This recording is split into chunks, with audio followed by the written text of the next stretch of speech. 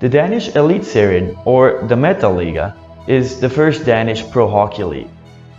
It was established in 1954 and is a very old and stable league.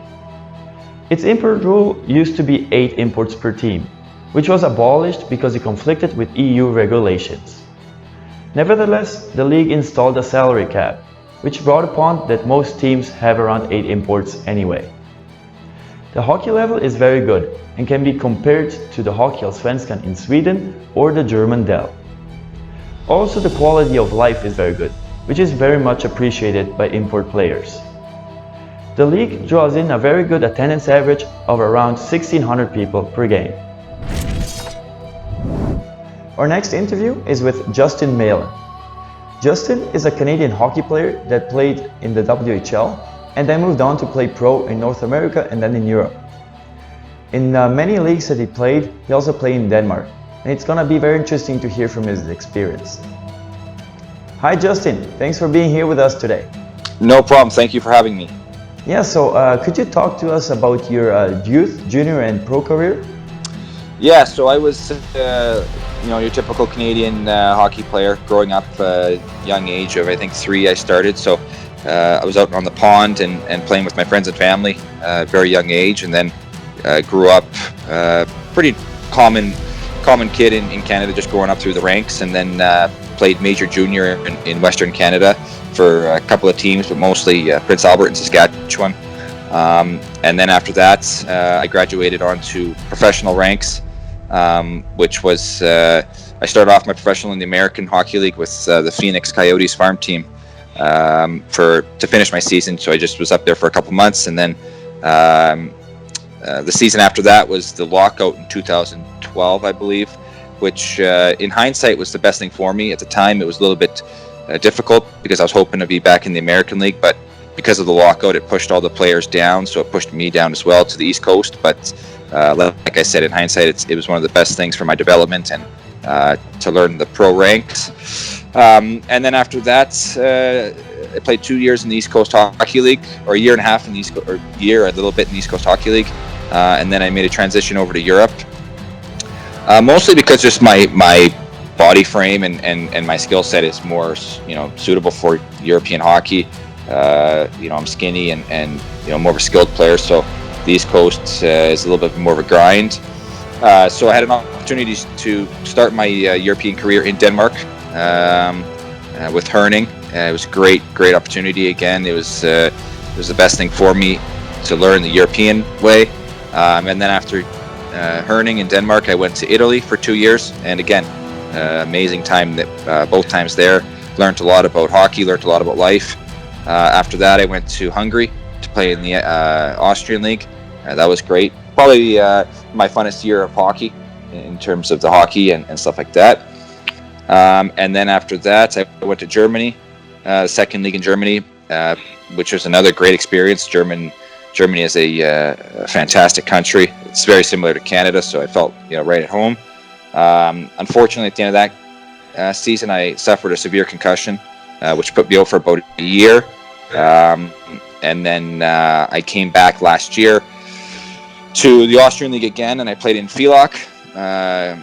Beautiful small little city, and great group of guys, and everything was perfect there. And I was just so lucky to get the opportunity to play again. Hockey, it's amazing. Once it's been taken away, you really enjoy it even more when you come back.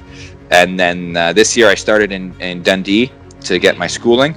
My master's degree, which was, again, I was very thankful to get, because I know that's not an easy opportunity to get. And then halfway through the year, I had an opportunity to go to Denmark, a top team in Denmark, and that's where I finished off. While I was in Denmark, we won the Continental Cup, which was the first time in Danish hockey history.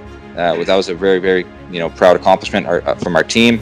And then due to this virus, we had to cut her short, so we didn't get to see the playoffs, but that pretty much sums up my long and lots of traveling career. Yeah, so did you have an agent? Were you in major junior? And what about when you turned pro in Europe? Yes, so it's interesting, Martin. That's a good question, and it's funny, and I'm sure it's like everybody. But so in juniors, I was a highly touted player. Going young, before even going to juniors, I was highly touted. So there's a WHL Western League Bantam draft. So I think I was 14 years old, and I went first round in that. And then it's funny, during that time, all the agents are calling you and this and that, and they're buying you dinners, lunch, and offering you the moon and the stars. And then as time went on, just due to circumstances and situations, stuff like that, and I was a late bloomer, you could say, in the terms of the pro ranks. So the agents started to fall off.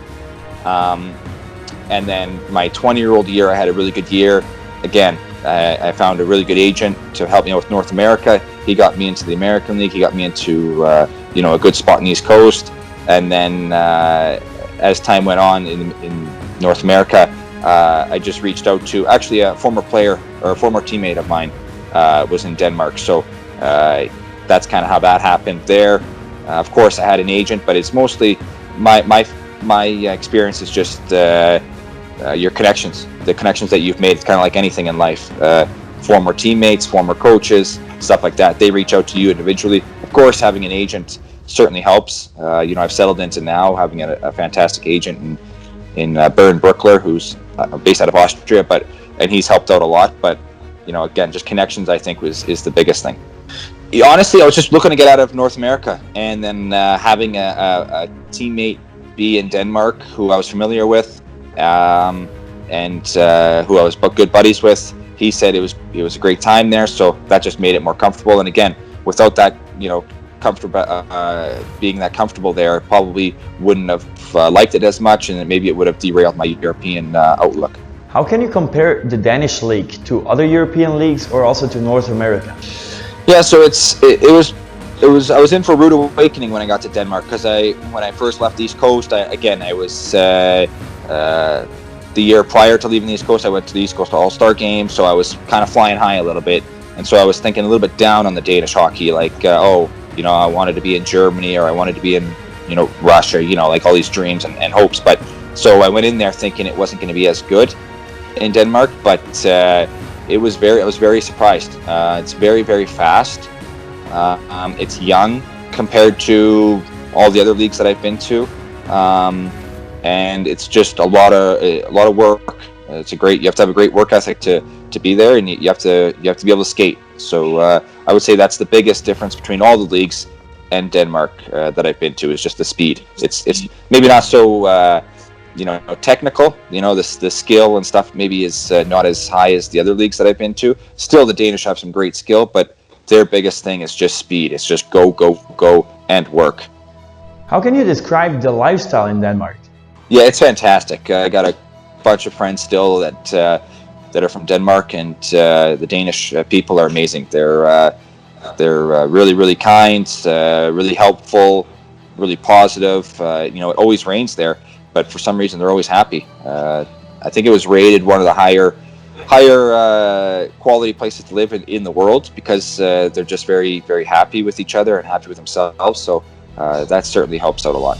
How is the league and the team organized? Is it pretty professional?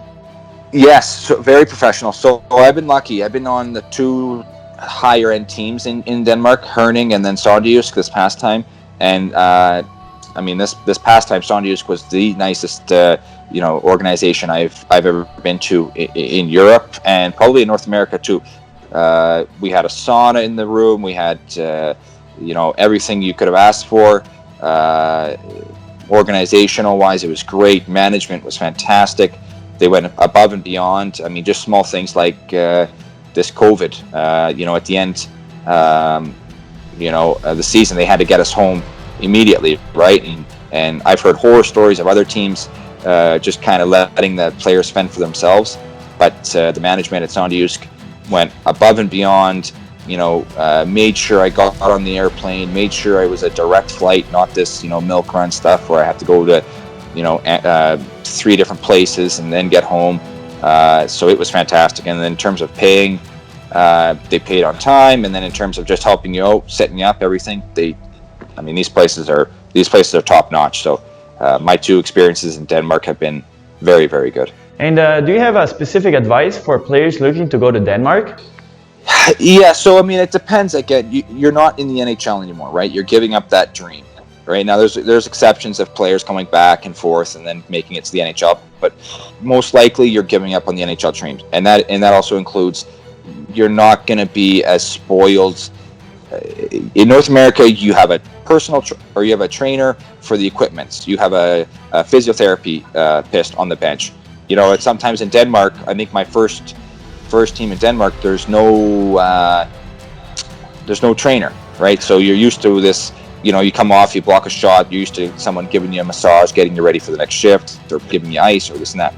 You know, that stuff, it's not there. So just your expectations of it being professional need to come down before you come over, but it's still very professional. It's not a beer league. Europe, you know, all the leagues that I've been to and teams I've been to, it's not a beer league. It's still very, very professional. You have to work extremely hard, and the culture, every culture that I've played in, and I've played in a lot of countries, they love their hockey. So it's not like you're just coming over for a vacation. You have to work at it, but you'll also enjoy it. It'll be the best. You'll wish you would have came over sooner, if you have the open mind.